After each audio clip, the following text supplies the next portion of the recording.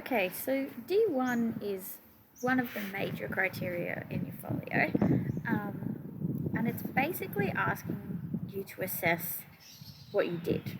Okay, so in P2, we asked you to explain why you did what you did, and then in D1, we actually look at what you did. So if you were really resourceful and really stretched yourself and got really good resources, then you're going to do really well in this criteria.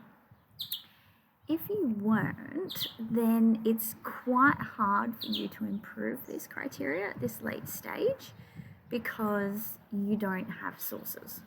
So one of the biggest pieces of advice, I guess, is for your D1, really think about the inclusion of as many different sources and processes as possible.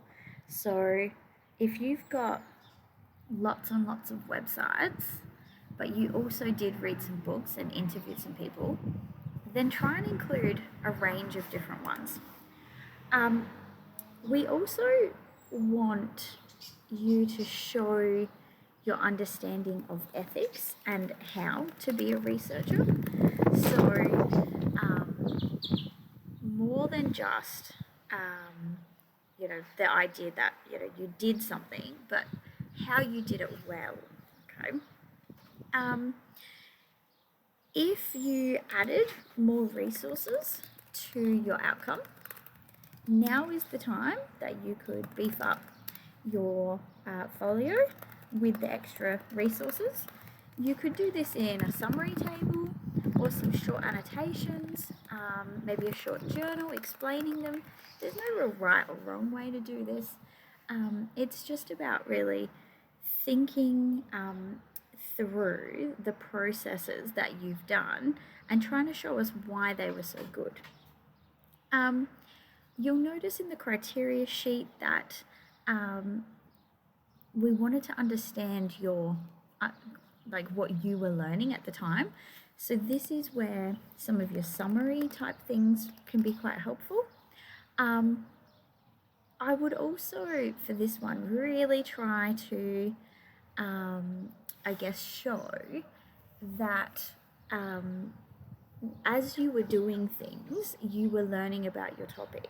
So wherever possible, try to use that developmental type language.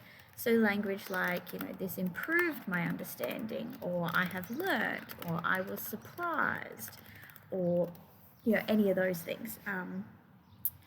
This one is tricky. If you haven't done the work, then you haven't done the work.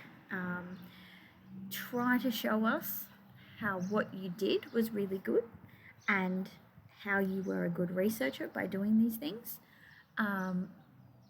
This could also be, enhanced by explaining some of the processes behind things that happened. So some of you might not have very many interviews, but that doesn't mean that you didn't give it a red hot crack to try and organize them. So summarizing that journey and those challenges and how you counted those could be a really good piece of evidence here as well.